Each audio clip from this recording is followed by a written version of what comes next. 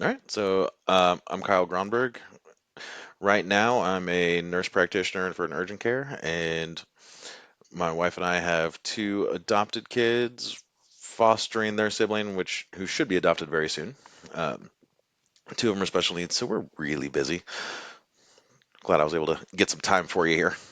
Yeah, really But do appreciate it. other than that, I mean, that's what I do. I work and I take care of kids.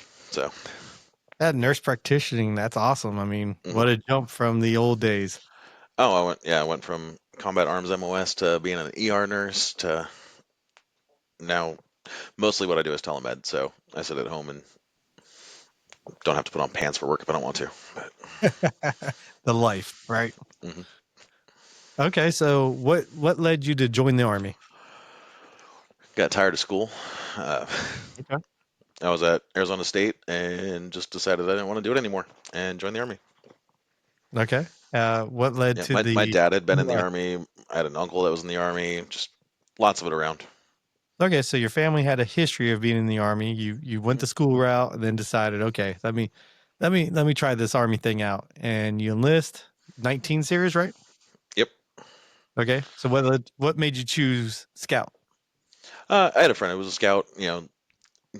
You get to have the fun of shooting the guns, having all the blowing things up, having all that fun, but not just kicking down doors and dealing with the enemy. You can do some of it, Yeah. but you get to do other stuff as well. That's they should probably make that into a recruitment statement right there because that sums it up pretty good. Right? Jack of all trades, master of none. You just Aren't got to we all? find out. You just got to teach other people how to properly use scouts instead of just. Ooh, yes. Well, the global war and terrorism, there was a lot of misuse of a lot of MOSs, but Yeah, everybody kind you of did know, everything there. yeah, just it was Zimmerman. We were having a conversation just chatting about one day you were doing the barbecuing, the other day you're in the shit. So Hmm. Yep. There was one day we ended up getting flown back to the FOB. We come back and everybody else is barbecuing. We're just like, what the fuck? and that's Iraq. Yep. Okay, so you join, you go 19 series. Um, what was your first duty station? First duty station was Fort Hood. Well, now I guess it's Fort Cavazos, but Okay. I was, yep, 112 was actually my first unit. I got there in Okay. '05. All right. So '05, you came in right after we reflagged from 27 to 112. Yep. You joined the scout platoon. We do the Hmm. awesome train up. I mean, with JRTC, what, once, twice? Once at JRTC before Bakuba. Yeah. I think that was it, Okay. which is nothing like Iraq, but Yeah. I whatever. know. Hey, but they throw up the mount sites, and it was just a crazy rotation. Yep. Oh, it was so weird. We had a Sergeant Haynes back then. For Yes. some reason, we picked up a 113 as a scout platoon. So I'm sitting there driving this 113 around Louisiana, the only one. We got Roger sitting up in the turret, and that man is too big to fit in a turret. But Oh yeah. Especially at 113. I mean, maybe the up armor yep, variant. I don't even know why we had it, but no, I just went cruising around JRTC in that thing. I mean, I know my memory's not the greatest, but I thought it was just because we ran out of equipment and we had a couple because the scouts They had. I'm sorry, the they mortars. had one, and they were just looking for somewhere to put it, and Haynes said, "We'll take it." And that's true Sergeant Haynes fashion. Like, okay, yeah, I'll take it. We'll make it work. Yep. Yeah, he did that with everything. Yeah, But no, that was mostly my JRTC experience was in a 113. trolling the woods in a Mhm. 113. Yep. Okay, all And then right. we So didn't take any to Iraq, so whatever. hey, it was just for the box. Hmm. All right, so we do the train up, we come home, and then we get ready. We go to Iraq. So pretty much your experience was basic training, train up with the battalion, and then we all deployed. Yep. All right. So Super quick. yeah, super. It sounds super quick, but it was a It long was like a year. 12 plus months. Mm. Okay. So now we get to Baqubah. unless you got something from Kuwait that you want to share. But we get to Baqubah. Kuwait's boring. Pretty much- Yes, your required test fire. Yeah. But all right, so pretty much Bakuba. I'll just turn the floor over to you. However you want to, what you'd like to share, however you want to direct this. This is your time. All right. So yeah, Bakuba was interesting. So we get there. I don't remember how long we were actually on Warhorse. It wasn't very long before we got moved out to the DMC. So Right. you know, get to Iraq. Hadn't been there very long, and I get to take a drive down. At the time, one of the most dangerous roads. That was Route Detroit because Mm-hmm. DMC was right off of that thing. Uh, that was a lovely place to stay. An old media center that had a supposedly diffused bomb in the basement because they had. We walk in, it's concrete everywhere, and there's a piece of plywood on the floor. Yeah. Lift it up, you can see the tail fins on the bomb Mm. because they had tried to blow it up, but it didn't detonate. And So that's pretty much where everybody hung out at was over this bomb. yeah, it was just right there in the living room. All right. Hey, it's a Yeah, good talk. we were just hoping that they didn't, have a lucky shot with a mortar coming in and hit that thing because that whole building would have been destroyed. Right. But out there, we were just pretty much out there by ourselves. We were talking to the previous unit when we get there. Found out they didn't do much the last couple months because it was absolutely horrible Mm. for them. Uh, Yes. Now, did you replace the other scout platoon? Right. yeah, Okay. and they basically told us don't go down these roads, don't do these roads, don't go over here. Well, those are all the places we went. But Of course, because when you get a new AO and it's not been patrolled in a while, mhm. and then you get the orders of, hey, we gotta get back out there.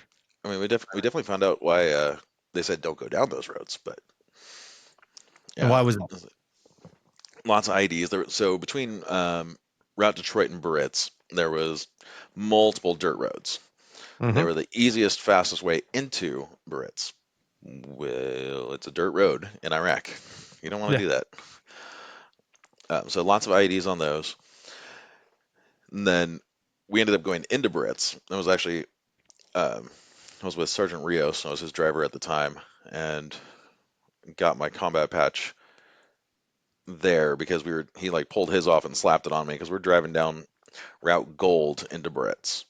So we Okay. go south of the Biarritz IP station, and we're the rear vehicle, and all of a sudden RPG comes flying down, and I don't remember if it was out an alleyway or out a window, but hits the vehicle in front of us, Yeah.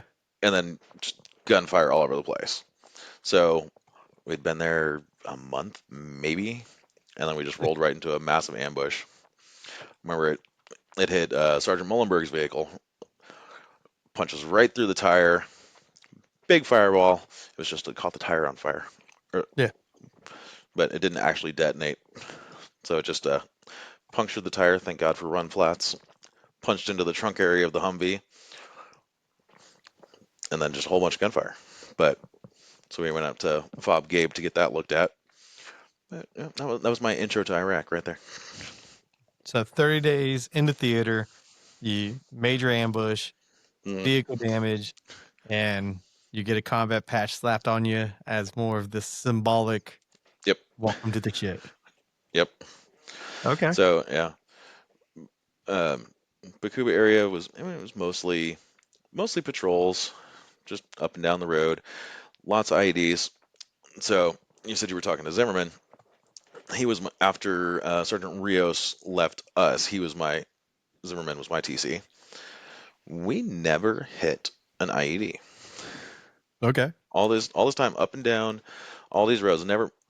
I mean, I guess technically we did hit one. We had a blasting cap go off under us, but the IED didn't actually detonate. Hey, So that's the some good the luck. the one time, but then you get like the other guys. I got how many did Mullenberg hit? A dozen, 15? Who Now, knows was how he many? always running point or? No, not always. Okay. He was just bad luck. Now, was Nobody this ever got something serious. Yeah, about? no, nobody in his truck just got seriously injured. They just seemed to hit like every IED. Hmm. Okay. Yep, they had horrible luck. But we never got hit with any. So lots of trips up and down Detroit. And then let's see, how long were we there? Like 2 months when we took our first casualties. Let's say it was 2 months. I don't remember when we got there. Was it September Yeah, I thought of '06? early or late September, early October, or Okay. somewhere around that time period. So yeah, It just depends on mid-November. when. Yeah. Well, Um, by November, we were running operations, and mhm. November 15th happens. Yep. So I remember I was up on roof guard on the DMC at that time, and they were on a mission. We don't hear much about it because I'm up on roof guard, so I'm just making sure nobody tries to come through the front gate.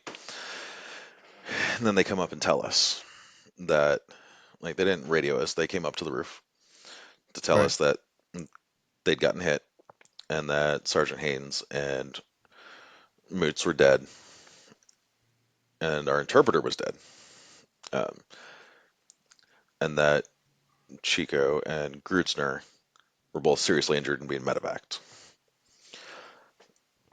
It took a little while to process that. Uh, so I mean, I'd known the guys for Moots and Haynes and then Chico for like a year. Grutzner came to us. He'd been a tanker beforehand, so he came a little while after I joined the unit. But I was up on the roof with Sayer. It was actually worse hearing Sayer than it was hearing the news that Haynes had died because he'd been in Fallujah with them.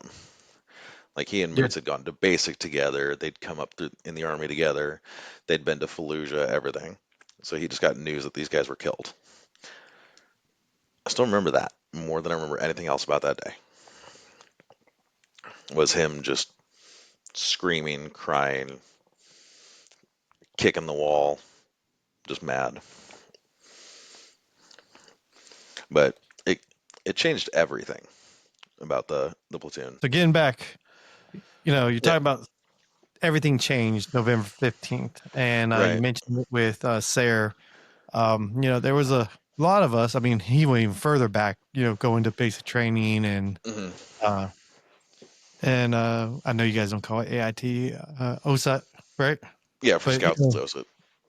being together for that long, then there's that core group of us that this was our second deployment, being together for all those years.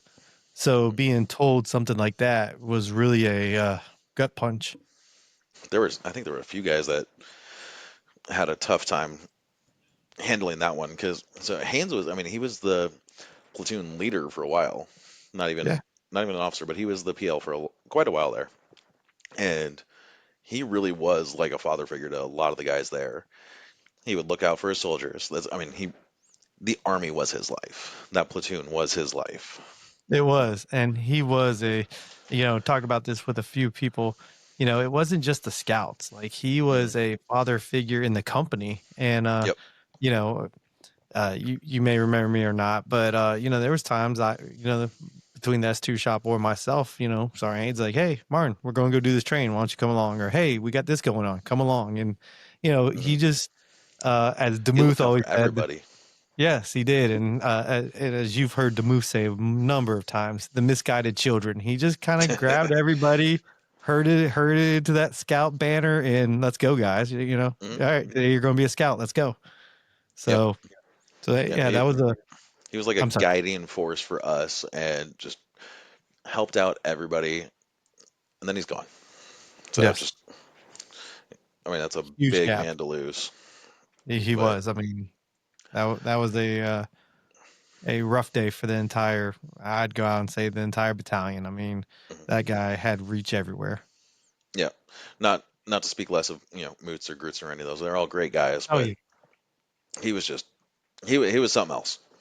Um, so I mean, we all love Moots. I still remember his apartment with like a wall of Keystone Light cans. They were all empty, but lots yeah. of fun Oh yeah. times.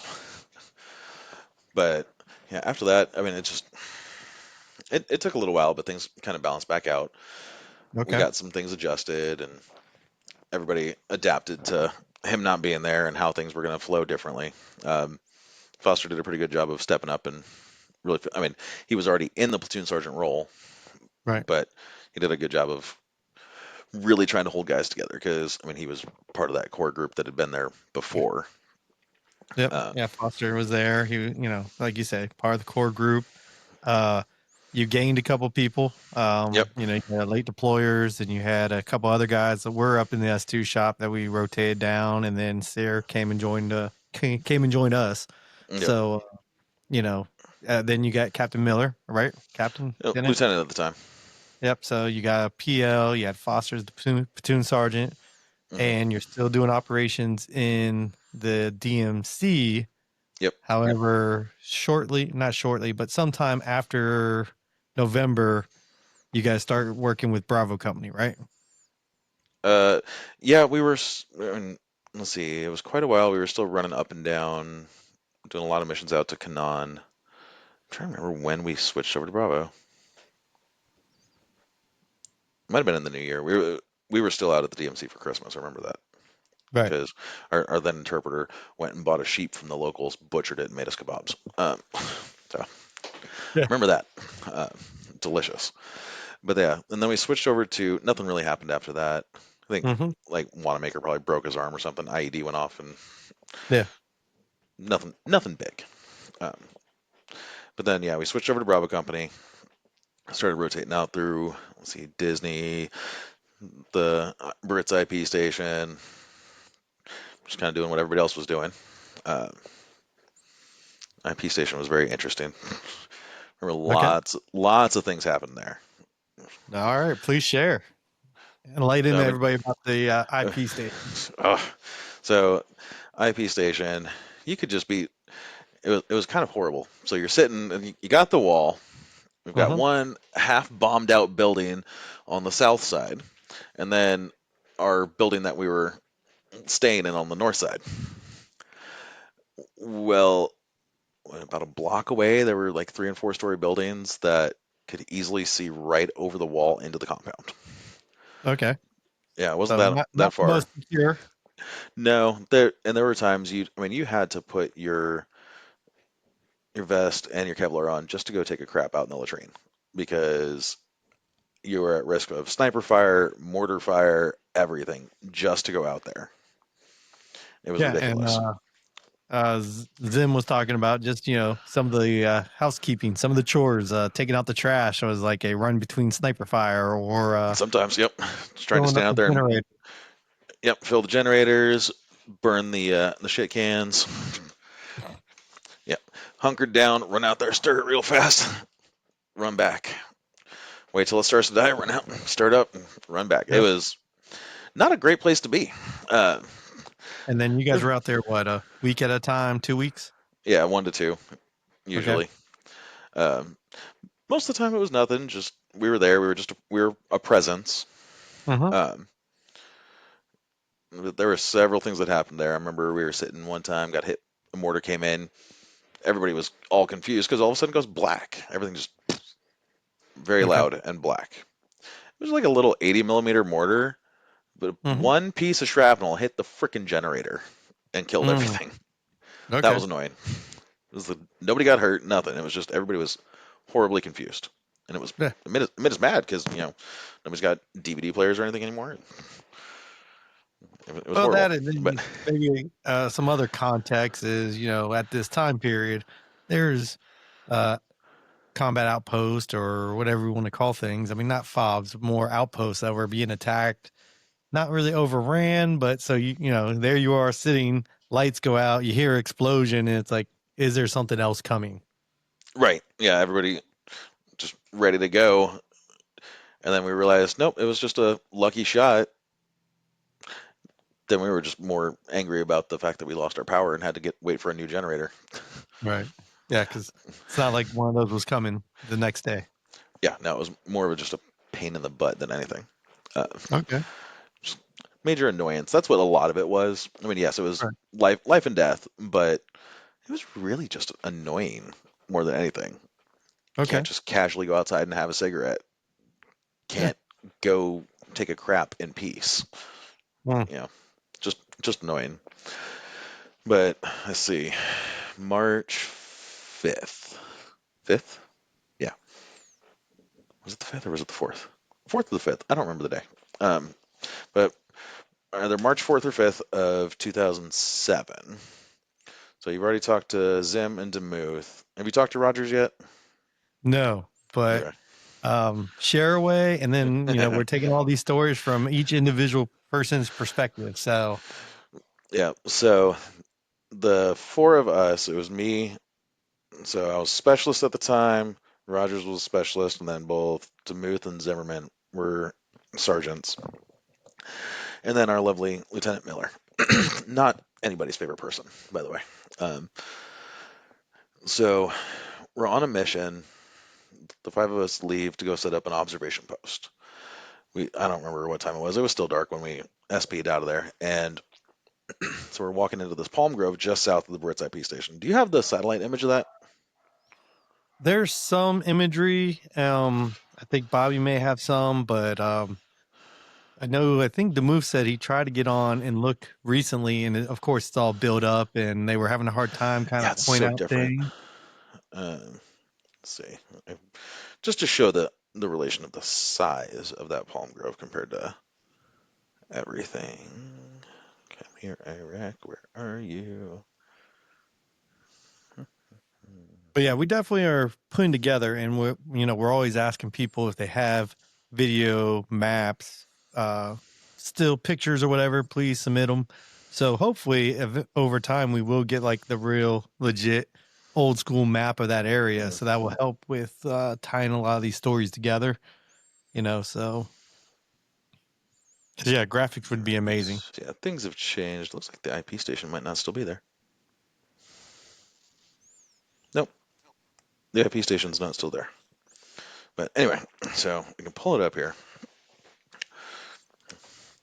So if you can see on the image right here, the IP station was somewhere right around there. Okay. And then, so we head out into this palm grove. It's roughly 4 kilometers um, squared. So we head down, set up an observation post just to try and get eyes on. There was supposedly a lot of activity in that palm grove. We hadn't really heard much. I mean, but they're always taking pot shots at the IP station or launching mortars from there. So we were just trying to see if we could see what was going on. See if we could get eyes on the western edge of Biarritz, which is that town. Everyone really just called it the Wild West because it was crazy. Well, we're sitting out there in a field. The sun comes up, and we can't see shit. So, after discussion, we opted to do a little reconnaissance, kind of our job, and see if we could see anything. So, we're moving through this palm grove, and there's some trails, there's some houses and fences, and we start to get a really bad feeling because every one of these gates and fences had brand new chains and padlocks, not the old dilapidated stuff like everything else. They wanted this secured because we're talking like shiny new locks. And we're like, something's not right. So then this little old lady walks up on us, runs off in the other direction. And we're like, well, shit, okay, probably So probably you've not a been good thing. compromised. Yeah, And compromised. You're and seeing brand new locks and yep, chains. And for anyone that's been in Iraq, you don't see too much new stuff just laying in the middle of the palm grove. So, right. Spidey senses are going. But so we're walking along, and there is no way to easily navigate this palm grove. You've got these narrow roads, fences and chains on one side, irrigation canals over on the other, lots of dense vegetation. But so we're walking, trying to find our way through there, and then all of a sudden, massive amount of gunfire from behind us. Okay. So quick return fire, just lay down some suppressive fire and try and get to cover. It was mayhem. So I'm running the radio. So I pop off some shots and duck down behind cover like everybody else. Demuth and Zim are laying into it. They're firing off 203s, everything. I'm trying to get comms. Okay. So I'm on a knee behind a fence with them letting off over my head. Can't get a hold of anybody. So Zim's up there trying to unfold the long whip. While I'm Right. sitting here trying to radio, he's ducking, trying to raise this long whip up to actually get us some kind of communication. Nothing. It's too dense. Can't get through. We're like 800 meters away from our fob, and we can't hear him. Right. Okay. So, So you're cut off in the woods, just 5 dudes, and you're yep, taking massively a outnumbered. Couldn't tell you how many there were. I just know there were way too many things going off for us to be okay. the overwhelming force there. Um, Okay. so we decided, gotta move. I couldn't tell you all the specifics. I remember somebody body breached a fence to get us out of there. Just ran through and plowed that thing down. I remember crossing irrigation ditches on palm tree bridges, just a tree laid Hmm. down. Um, Yeah. just constant shoot and scoot trying to get anywhere. But it's a horrible situation when you're being directed by the enemy. They're that's their turf. They know the layout. They know where these roads go. Right. We have Because you're no being shot idea. at We're this whole time. Yeah, we're basically being funneled where they want us and trying to outmaneuver when you have no freedom of movement.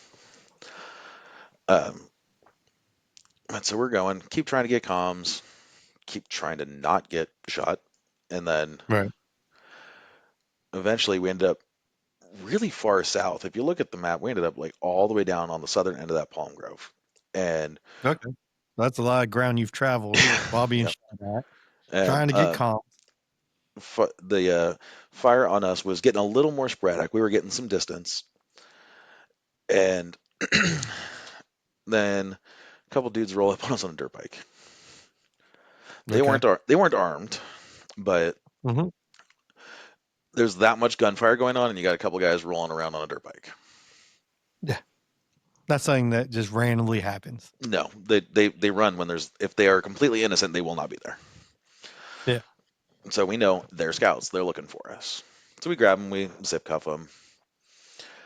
We wanted to. I mean, obviously everybody just thought we should shoot them at first, but they didn't have guns, so we didn't. Right. Um, then we started dragging these guys along with us. Lieutenant Miller didn't want to just leave them, so we were dragging them with us.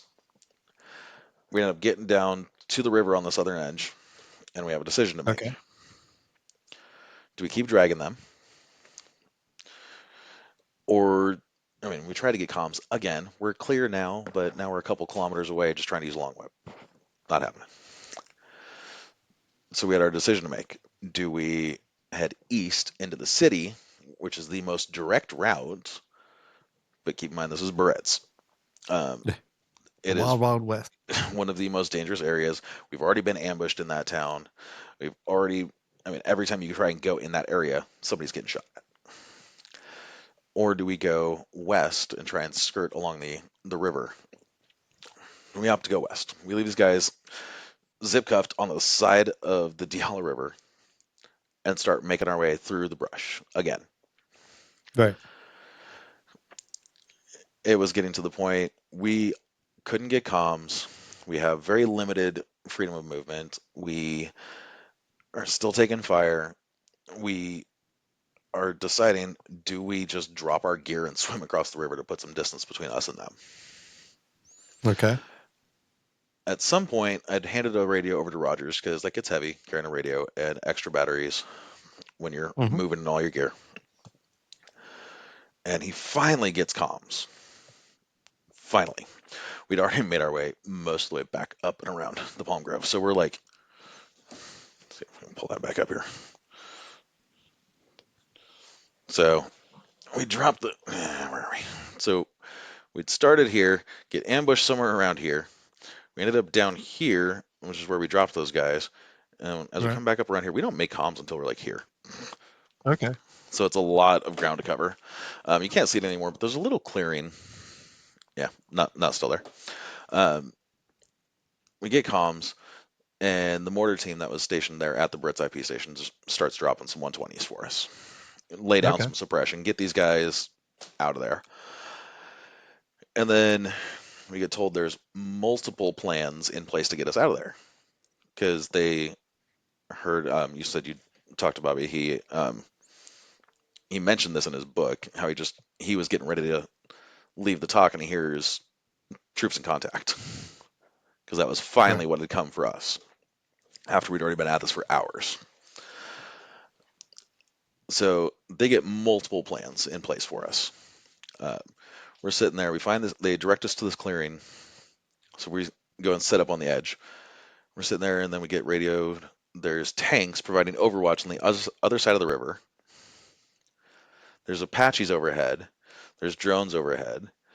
One of the companies sent some. It was, I think, the striker units were there already. They were trying to draw some fire, trying to Okay. distract into Brits. We were told that there was a secondary extract of SF guys coming in on boats if they couldn't get us a helicopter. Yep. So we got told. Never saw them. Don't know. But they managed to get a Black Hawk into us. Hmm. Came in, landed in this clearing, picked us up, and took us straight back to the FOB. But Yeah. So now you're coming back to FOB Warhorse just wondering after the. what the hell just Yeah. happened. So I mean, and we were fully expecting just for them to pick us up and go drop us somewhere closer to the IP station. Nope, they brought us all the Right. way back. Um, so we get back, and then for certain Kalella meets us right there on the helipad. Takes us back to the talk, get some lunch, quick debrief to kind of explain everything. Right. And Because it no was one's pretty much heard from you since you got since dropped like off that morning, 4:30 in the morning, and then and and now it's somewhere in that or mid morning get a troops in contact. So and then a now couple everybody's hours, and trying then to it took piece another together couple the hours to story. get us out of there. Yeah. Yeah, So everyone's like, well, okay, what's going on? We got to hear something from someone. So yeah. So we gave them the quick rundown on what all was going on in there, um, okay. and then went back to our shoes. We were just dead. Came back. Right. HHC's having a barbecue. I mean, we were all kind of annoyed by that. It's like really, just we went and showered and got cleaned up, and everybody just rested Right. because damn.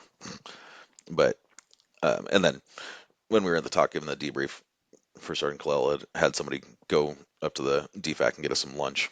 But Yeah. so we didn't need barbecue. Uh, but that was a really interesting day. It was probably the worst thing we went through while we were out there, other than our friends getting killed. But Right.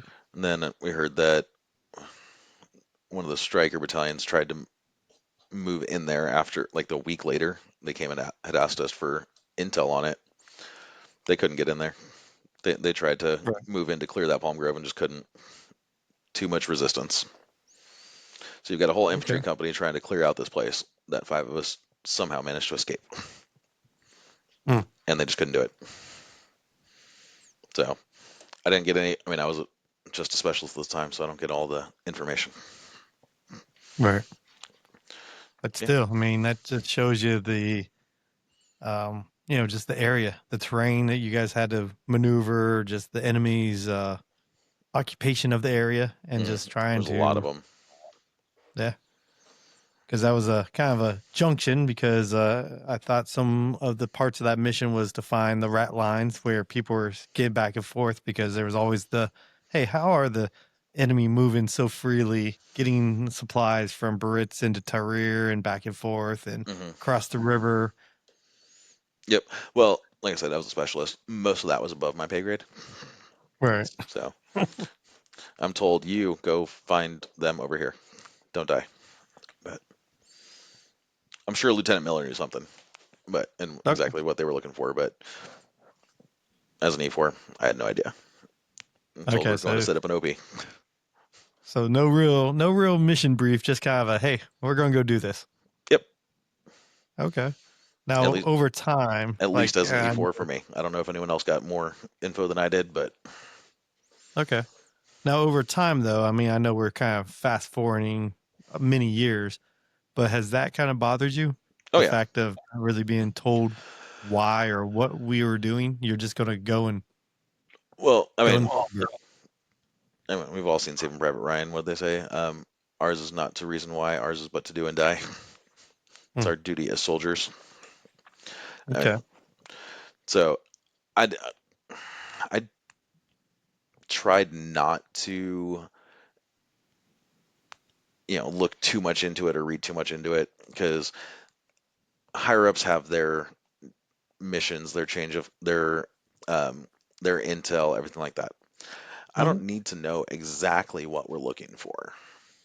I just Right. need to know, go here, find what you can find. Okay. Um, but it wasn't so much the not knowing. I mean, if we had suspected that, if we'd known that there was, you know, that much likelihood of there being something there, we probably would have taken either more people or heavier weaponry Right. because the five of us had M4s and two of them had 203s. We had a couple No grenades, but that saw. was it. No 240. Okay. Yeah, we were moving light. We had nothing. We didn't have Right. like we, just the ammo that was on our vest, nothing extra. I mean, probably would have at least taken a saw, but Yeah. uh, so that's the only reason that like more information would have been beneficial. That you might be running into a lot of people, you might be looking for this, um, but no, more of the fact that how did I not die? How did we all Okay. live? Because I mean, we all had that thought of we need to get out of here, or my naked body is going to be dragged across the street and on Al Jazeera. Yeah. Because Kind of if they could the capture us, I mean, reality. that's Yeah. what it is. Either we live or we are now propaganda. Uh, I mean, when you've got bullets cracking by you, I mean, I can't tell you if they were bullet holes in my pant legs or if they were just getting scraped up from scrambling through all the brush. I mean, Hmm. my pants were destroyed. So Right. who knows if they were coming that close or if it was just getting shredded from everything we were doing. But it wouldn't surprise me because you can just hear it crack by your head. Right. And this wasn't just, the typical pot shot. This was like you're No, saying, it's this was fully cracking, auto whizzing fire. by you. Yeah. Large calibers. This isn't just the AK. This is some Yeah, some belt fed PKMs and machine those gun. things. Right.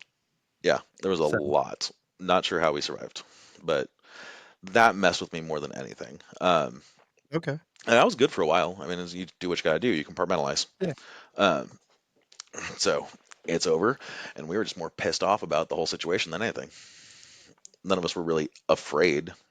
Later, Right. you deal with it, but um, that situation after we got back, like I didn't really know how to deal with it. Okay. It was good for a while, but then things would just start bothering me because you go through something that intense and that life altering mundane shit back in the US doesn't really matter. And Hmm. people getting upset over traffic or this or that. It's like, well, at least it's not, you don't have to worry about a VBIED in the US with that Right. traffic. You just get easily upset by lots of things. Um, it wasn't necessarily conscious thoughts. It was just, why is everything such a big, none of this is a big deal. And Yeah. it was just really annoying. But I did deal with some sleep issues and some nightmares from that. There were lots of nights that I would be reliving that over and over and over. Um, Okay. And Usually the same then, thing, but sometimes different scenarios. Uh, okay. So same general concept, but just different scenarios of that either playing out or just how that went on. Right. right. Um, uh, and a lot of it may have been my brain trying to process it, why it was like running things differently. Um, Okay. was trying to work through it because I wasn't in therapy at the time. Okay. I Should was have been. just about to ask if you were getting help or No, so. at that All time. right. So you're Mm-mm. trying to work through this Um, on your own. After a while, I mean, I was like everybody else. We were pretty much all drunk all the time back then. After that deployment, so not a good thing. But I ended up getting in with counseling for that, Okay. trying to work through it. Um, Well, now were you still on active duty at this time yep, or? Okay. yep. All right. So, So counseling was it was kind of helping, and then we get slotted for deployment again, um, yep. and talking with my counselor, it was kind of a dealing with the PTSD stuff. Do I need to go back? And it's like, realistically, I think that's going to be better for me because being in that environment, it's more of what you're comfortable with when you're dealing with Right. those symptoms. Um, so he didn't, insist that I couldn't go or anything. So we get over there, Okay. and that time we ended up in Key West, up there in Kiara. You know what was happening in Kiara? Nothing. Uh, Yeah. That's pretty much what I heard from a lot of people. About the third deployment for like that core group of us. yeah, it But if was you're like second, nothing. it was a lot of It was nothing. quiet. We were on Sergeant Device PSD for that. So Okay. yeah, That had to be interesting, so colorful. like I was the TC for his lead truck. Um, Okay. we would do missions like just local, go talk to the locals and everything. We'd be walking around shopping in the market because there was nothing happening. Uh, Sat down in a restaurant, took his gear off, and had some rotisserie chicken. You know, Hmm. but that bothered me more than anything because really, I'm the only one still alert in Iraq. Yeah. Yeah. But I mean, it's Yeah, Sergeant because you Major go Debay. from He knows how to read the situation. He don't care. Um, oh yes, the old Siren Major. but so we're over there, and then we were there for 4 or 5 months, and something just in my head. So while I was over there, I was talking to psychiatry and stuff while we were there, just having some trouble Okay, so you're sleeping and that seeing kind of stuff. EVH there. Yeah, Okay. and they started me on, I think it was Zoloft.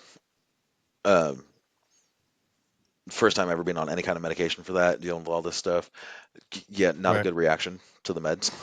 Uh, Okay. so I'd only been starting it. It made things worse, and I ended up Okay. like Now, when you Tylenol. say make things worse, what do you mean by that? According to people, I made a suicidal statement. I don't remember that, but never Hmm. have been. Okay.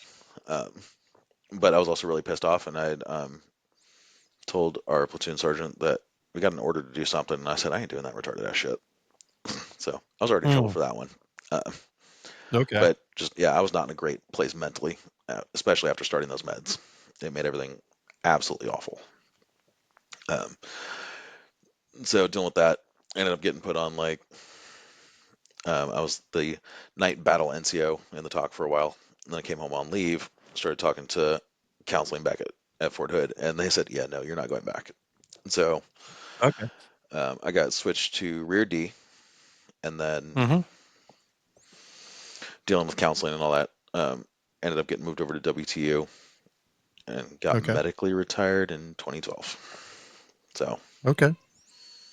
the funny part is, I actually got what started my med board was I broke my foot and my ankle playing basketball in WTU. Hmm. It Okay. was for So PT, so on the not Army's so time. bad. Everything else Okay. got included, but that was what like, oh hey, we can. You're having trouble with this. I spent like 6 months in a boot and a year and a half of physical therapy, and they're like, Wow. no, done. So Okay. uh, yeah, so that's how things went with that deployment. But yeah, that Palm Grove wasn't even the last thing to happen in Bakuba. Okay. What else? What else you want to share So from your Bakuba experience? about a month later, April 5th, is when Schaefer got killed. Um, Yeah. they were doing a screen line or observation or something for a mission, and they're out there for days. Okay. Um, and they're sitting in their Bradley, and I remember hearing the story from, let's see, it was Carr and who else was in that vehicle? That was Bergalt. Was that Bergalt? Schaefer, Carr.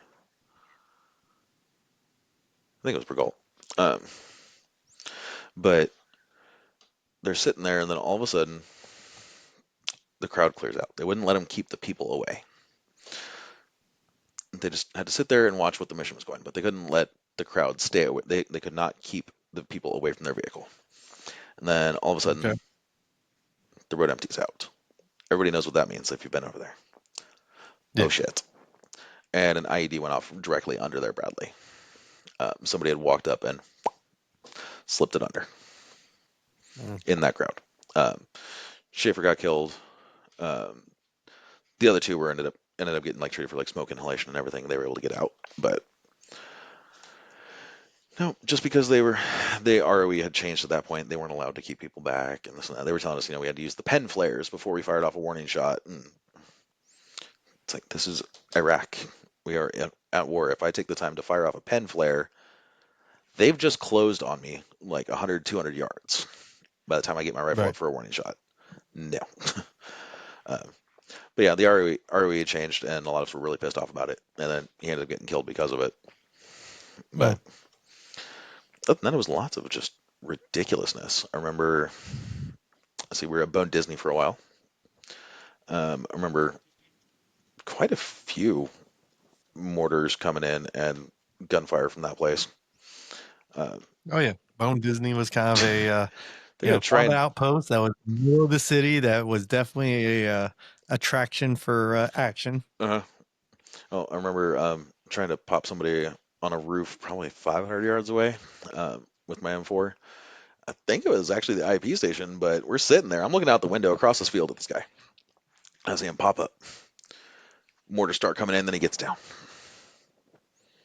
And then they'd come a little closer and he'd pop back up and they'd start landing and he'd get down. It's like, you son of a bitch. You're calling in. You're Mm. either he's a little chicken shit and just ducking down every time they're coming in, or he's redirecting this fire and it's the IP. You hope they're on our side. You hope. Yeah. But you never know. So I remember shooting at him. Um, couldn't tell you if I hit him or not. But it was 500 yards. He quit popping up at some point. Yeah. So either I hit him or just got close enough that he realized he's getting shot at. One of the two. Probably didn't hit him, but it's 500 yards with an M4. Who knows? But, but you help motivate him to do something else. Hey, the mortar fire ceased after that, so we'll see. He was definitely in on it, but there were little things like that. Um, Okay. just sitting there, and just a little ambush here and there. Remember, we ended up going back to the DMC at some point, and things had gotten weird because Okay. the What do things you had mean by changed. weird? Things had changed a bunch, and then like the whole dynamic in the towns had changed. Um, People were getting really brazen up in Canaan. There was one evening we were up there hanging out with the Iraqi army, uh, and all of a sudden the Iraqi army outpost started getting attacked. Okay. So I don't think they realized we were there because it was dark Mm-hmm. when we got there. Yeah. Rolled in blackout. We're talking to them. All of a sudden they come under fire. So yeah, we load up and start going out. So there's RPGs flying, bunch of machine gun fire. We're responding to this threat, but then they disappeared when they realized it was us.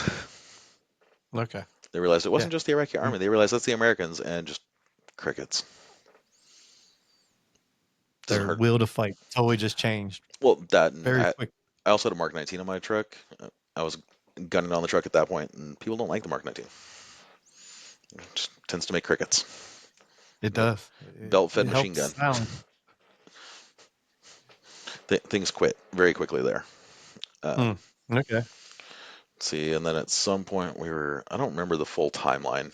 Um, at some point we were the 82nd. Can't even remember the name of that little Okay. town that their outpost was in. It was along the river. Mm-hmm. Can't remember the name of the town. But so our first day up there, I'd just gotten back from leave. Um, oh yeah, I was going on leave, and Higginbotham, also in our platoon, was up there. We were both on Warhorse getting ready to go on leave. I fly out, and then I get a phone call back in the States that Higginbotham had been hit. He was actually on Warhorse the day I left. Like I had talked to him, he was going Mm-hmm. up to the store and to go get a haircut. Yep.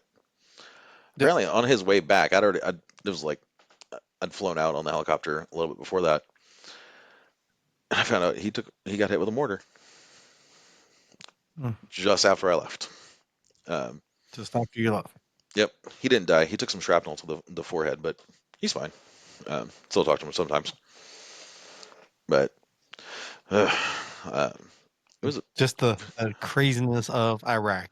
yeah. I was You're there back that at the morning. I main had job. just talked to him, Yep.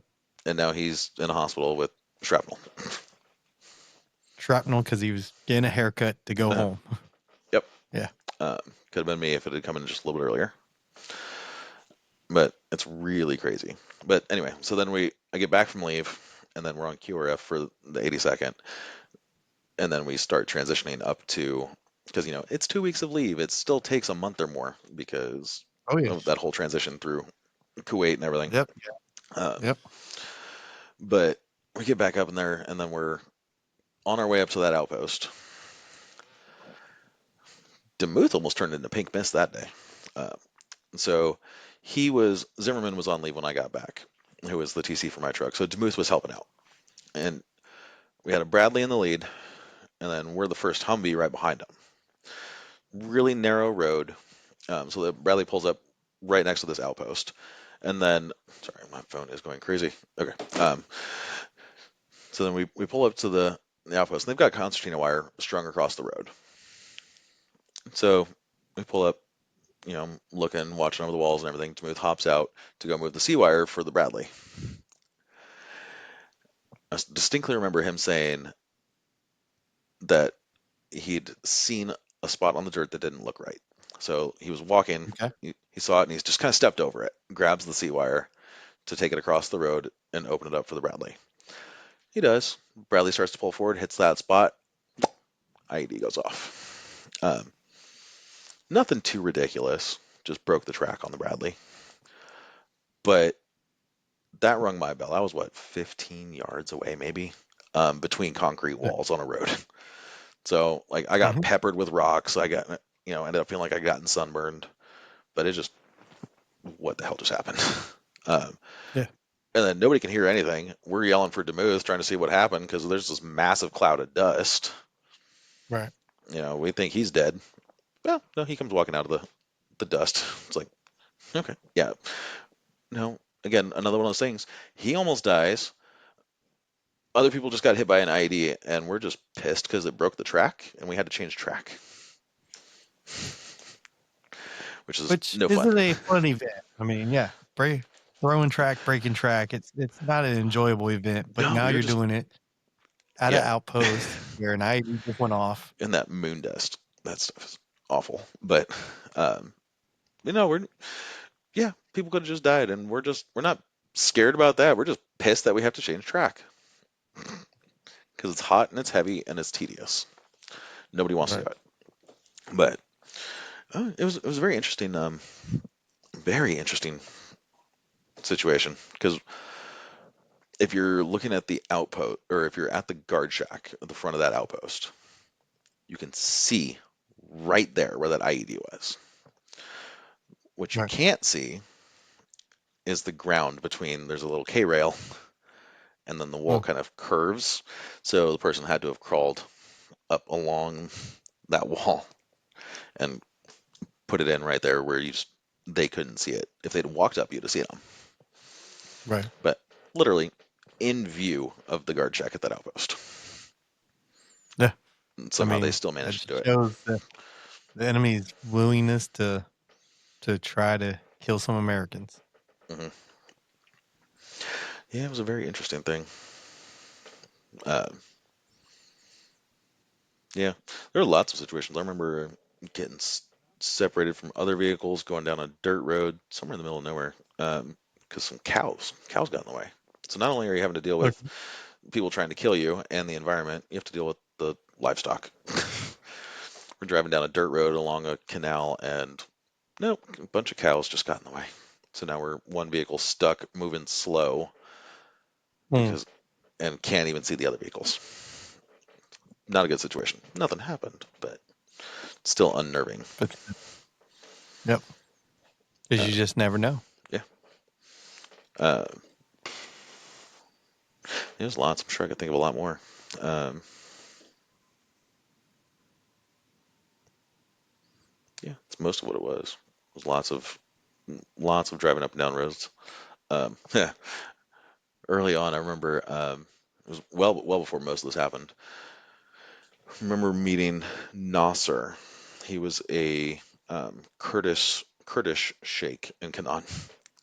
We roll up there one evening just to go around this town, and we roll up onto the north side of Route Taco, and we start seeing a couple guys up on the roofs with like AKs, and there's some guys, military age males, walking around at night. We're thinking, oh shit. Uh, Yeah. Somebody just comes walking up, waving at us, and they escort us over. It's Nasser. He's the Kurdish guy. That's his personal security detail. Hmm. Um, Okay. so we sat at his house. We watched soccer and all kinds of stuff with him. Great guy. Uh, his people were keeping AQI out of Canaan. Okay. Like we got a call one time to go respond to the attack that was going on. Nasser flags us down, says, "No, no, no, I got it." So we just stood at it. We sat at his place waiting in case they needed us, but his guys were off. His militia was off fighting AQI. Hey, Yep, it was keeping the area safe and yep, keeping that town secure. So, yep. He did yeah, more on the north side of the. Like, basically, we didn't have to worry about the north side of the town. That was his. right. There was nothing ever I happened mean, up there without him dealing with it. that was kind of the whole goal of training the Iraqi army and the IPs was to Hmm. help Iraqis secure Iraq. So, Yep, yeah, that's kind of a win. yep. His people were fantastic. You go across the other side of town, they weren't quite as good, but that was the regular Iraqi army Hmm. rather than just the Kurdish militia. Yeah, Yeah. it was a very interesting town. Yeah. Good non So good non bread too. the little things that you get to look forward to when you go to certain places. Oh yeah, pull up brick oven, buy a bag of freshly warmed non bread and some cheese to put on there. Oh, so good. Um, But but I mean, that deployment, I mean, most was about what, 15 months, right? yep. For that one. But what, I mean, looking back, you could probably say, hey, after 15 months, though, I mean, there was always a up, down, constant state of alert because either something wasn't going on or something was going on. hmm Yeah, it was that. Mm. The end of the deployment, it pretty much quieted down. The last several months kind of just tapered off. We were still on high alert, but it was at that point it was just second nature. So we were Yeah. super casual about everything. But Casual, but you're ready to flip it on if needed. oh yeah, I mean we were all still paying attention, but you're not sitting there looking around like what's going on. It was just Uh-huh. you're just kind of aware. I mean, we Okay. spent a year used to it, but they stopped attacking us so much towards the end. I don't know if it's because we did what we needed to do, or if Well, that was a part of it. And then if you remember, more and more strikers were flooding the oh yeah, we AO. started I getting more people mean, too. yeah, the surge was in full effect towards Mhm. the end when we had basically another brigade worth of soldiers there, so Yep, the AO got flooded. yeah, that's right. So, We were there when they surged into Baghdad, so half those people came up to us, and then we had to wait for yep, the troops from that surge to get up to us for the help. yep. And then, as you said, we the job was being done, Mhm. but then when more coalition arrived, it was easier to take and hold versus the Yeah, previous. it wasn't a battalion trying to run a brigade size AO. Exactly. We actually Um, had the manpower to but- be able to do it, but so so how would you say your time in Bakuba has shaped your life now, or affected your life overall? I have some of the best friends I could ever have from that deployment. We don't talk to each other very often, just every now and then on Facebook. Just, I mean, we've got our own lives, we've got our own kids, we're in different parts of the country. Um, but last year, I went down to Texas for Grutzner's memorial, Mm, and we met up at Demuth's house. And I walked in, it was like nothing had changed. We were all just, you know, hugs and talking and just How you been? Just right back into like we were brothers. Um, Right back, just like he never left. yep. I mean, we're all older and we all got beards now, but uh, that's the only thing that was different, really. Um, Right. it changed my whole mentality about a lot of things, actually. So Okay. yeah, dealing with some PTSD, I'm much more irritable than I should be. But for the most part, I don't have a lot to deal with now. I deal with some panic disorder that came out of nowhere. Okay.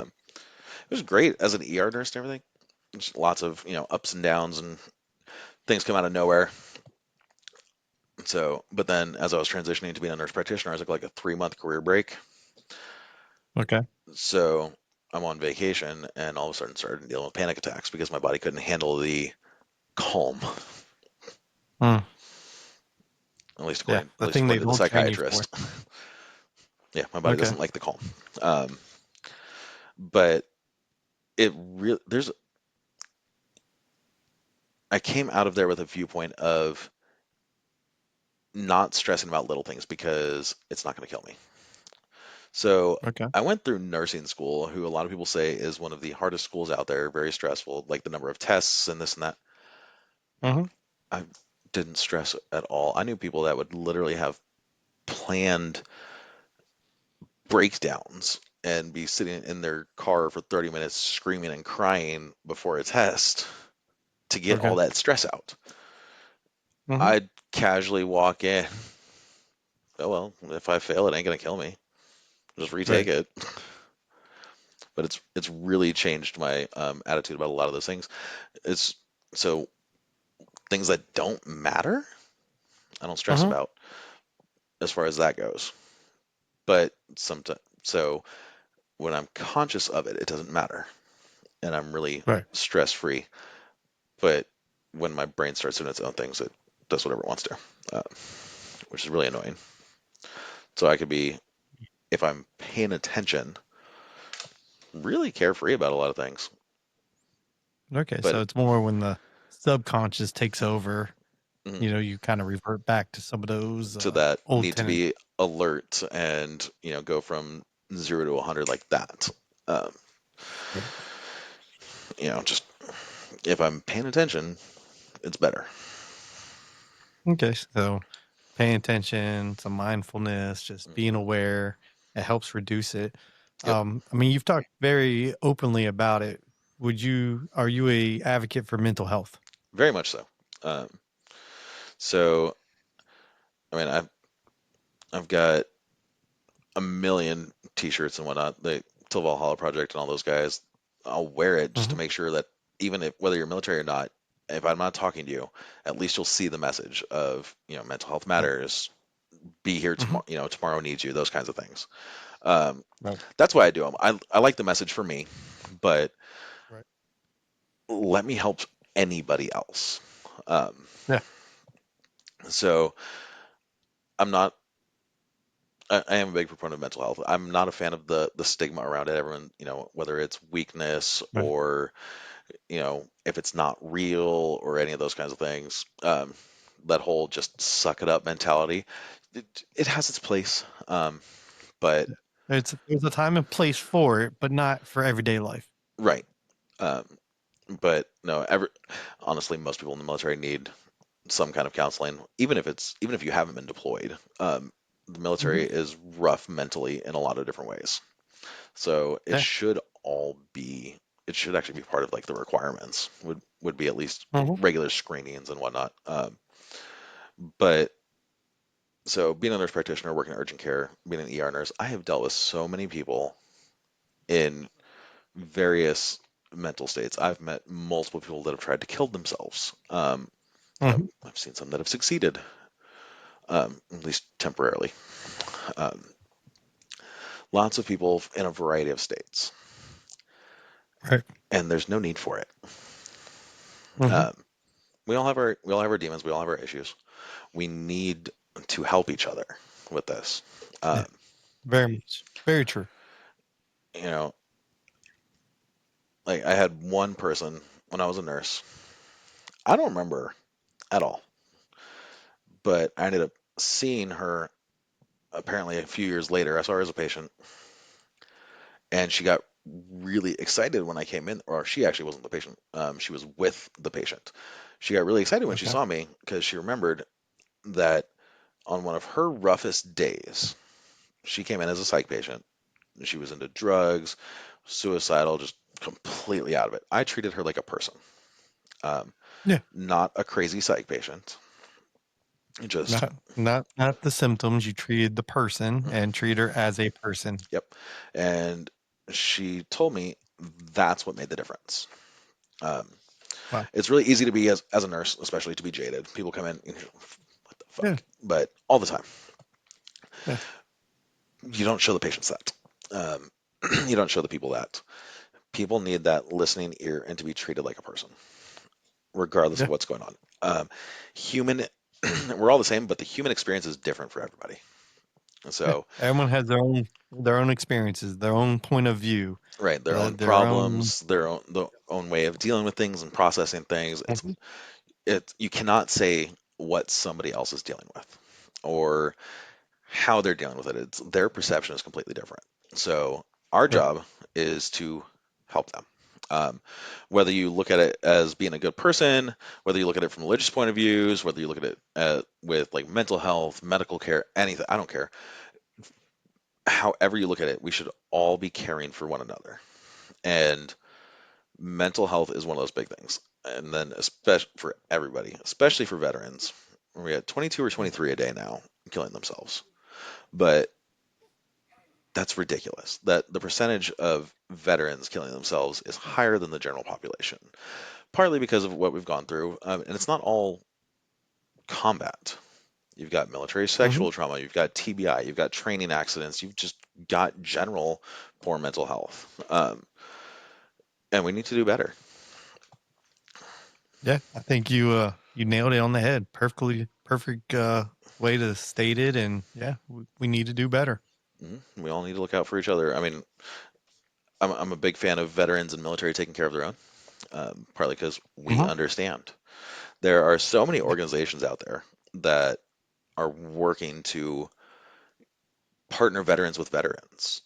Yeah. There's, Peer support groups are big, and mhm, that's something that the Debrief project's trying to work on. And even mhm, this remote debrief, it's the fact that you're sitting down with another veteran. I mean, us knowing each other and deploying together is a whole nother aspect, but yep, it's doing exactly what you're talking about. Veterans supporting veterans. yep, we've got that. There's like the Battle Buddy Response Team. There's Tool Valhalla Project. There's lots of these things that are out there and very visible. But then there's other things like I'm a member of it's the Fallen Outdoors. It's one of the it's a veterans program. Just help with it doesn't matter if you've deployed, not male, female, whatever generation. It's just they help veterans to promote mental health and your well-being. It's getting outdoors, whether it's kayaking, hunting trips, fishing, cycling, and if you just need to talk, they'll be there for you. Somebody's there. Yeah. Uh, That's awesome. I that's mean, the there's so studies many show just groups. being outside is healthy, but Hmm. you add mental health plus getting outside, it's a win-win. Yep, there's lots of those groups out there. It's great to There see is, it. and yeah, it really is. It's such a positive, just positive way for people to get out there. Yep, but no, I'd kind of had that mentality, but then again, Sergeant Kreutzner losing the battle last year really it hit me kind of hard because like I deployed with him. I wasn't there when he died. I'd seen him after, or I wasn't there when he got hit, and I'd seen him afterwards a few times. We talked, but that man was on a mission to help veterans. He was. He was. He took a very negative situation, losing multiple limbs, Hmm. and instead of just shutting down and disappearing, he focused on helping others. And Hmm. he was very vibrant in social media. He was out there promoting veterans. Yep, So he yeah, did lots of things, lots and lots. Part of the Warriors Weekend, he had his vlog for a while. He was with all these different organizations and doing all kinds of things. Uh, he was literally promoting mental health for veterans. yeah, He was. I mean, and still lost the fight. that was Um, definitely tough, and it definitely hit home, close to home for a lot of us. I mhm, mean, and just you could just talk about the connection that he had, because I mean, you had what, easily 45 plus people from HHC there. You mhm, had people from his first unit that were there. yep. I mean, just the overall outshowing. I mean, you had at the time, company commander, battalion commander, all there. I mean, there was a big showing, Mhm. big support that came out for him. And it wasn't even just military. I mean, we had guys flying in from New York and Puerto Rico and all over the country and out of the country. Uh, but then just his entire community was there. So It many was. I people mean, from Victoria, and his family was there, his friends were there, members of this group and that group, and just there were hundreds of people there. And that was just the one memorial. That wasn't even his yeah, funeral. yeah. Uh, Well, that was yeah, like you're saying, the memorial and for that crowd. So yeah, yeah, yeah. He lost that fight, but I remember at least one person there distinctly saying that he was the reason they were still alive. So, oh yeah. Oh, he touched many lives. I mhm, mean, like you're saying, from that event, you saw that in the stories and people that said he mhm, touched their life. yep. And his So yeah, his attitude, even before and after he got hit, is I try to take that attitude a lot. It's much harder than he made it seem. But you know how many like it, when we got back from our deployment, we ended up seeing him. He came up and visited us. yeah. He's sitting there. He had a robotic hand that, for some reason, whenever an officer was around, that middle finger would get stuck up. But um, but somebody, he still had a bunch of stitches because I don't know how many surgeries that guy had. But he still had a Yeah, bunch of stitches across his abdomen. Somebody made him start laughing, and he's just like, "Stop! You're gonna make me bust a seam."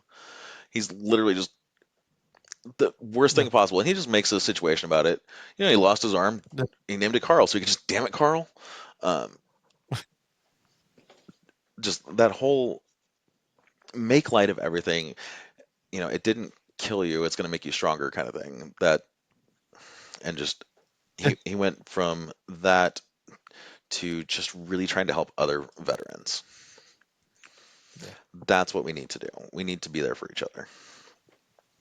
That is so true. And talk about the whole veteran community and how sometimes it's, tearing each other down, or the whole everybody wants to spot check everything you say and make sure, oh, that wasn't correct, or oh no, you used the wrong vocabulary. Mhm, Where sometimes just gotta take a deep breath.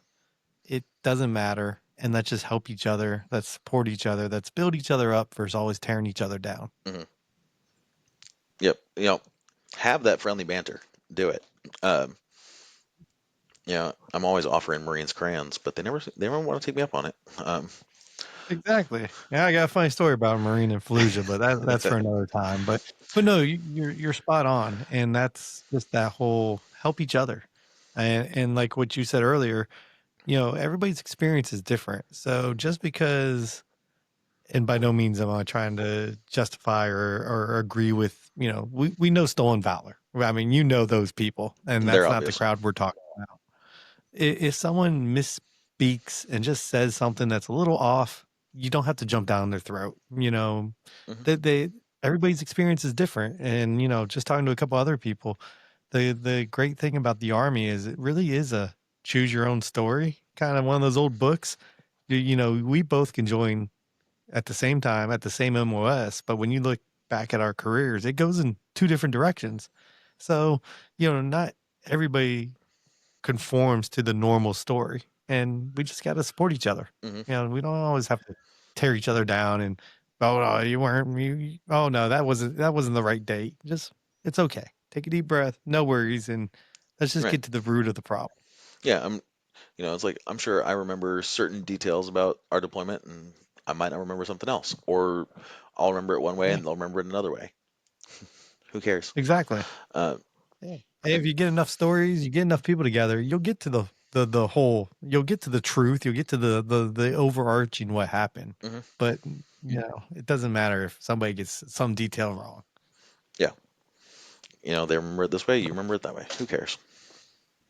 Yeah. But But no, I really do appreciate you doing this, Hmm. and it's always great to get the crowd back together, talk. I always tell the scouts, the mortars, Pap, does a great job getting everybody Oh yeah, together, he's and trying to that's get always good. everyone together.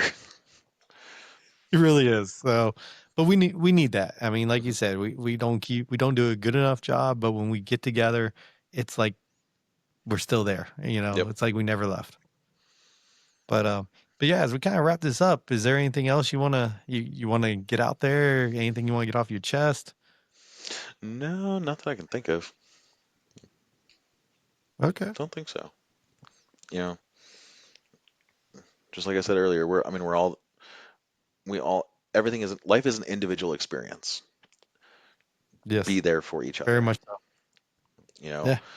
when we were deployed, we had each other's backs. Do it now. Yes.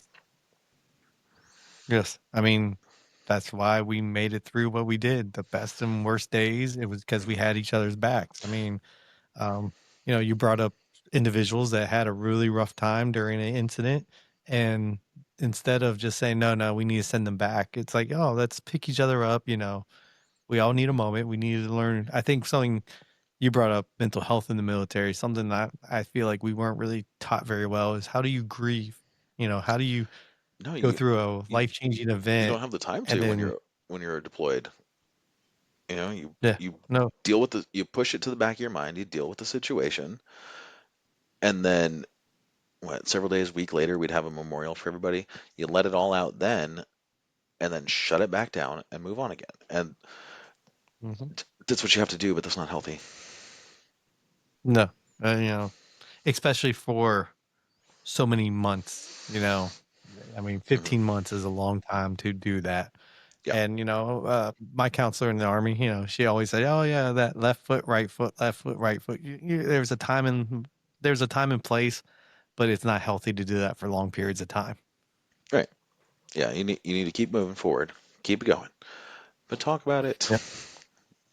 deal with the situation.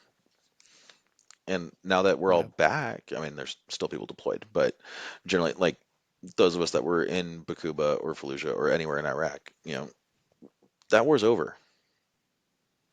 Let's Right. stop fighting it. Go talk to somebody, get some help. You don't need to still be there. You know, That is a great statement and a lot of facts there. And hopefully somebody can hear that and that resonates with someone. hopefully. Yeah. Well, I really appreciate it. I thank you again.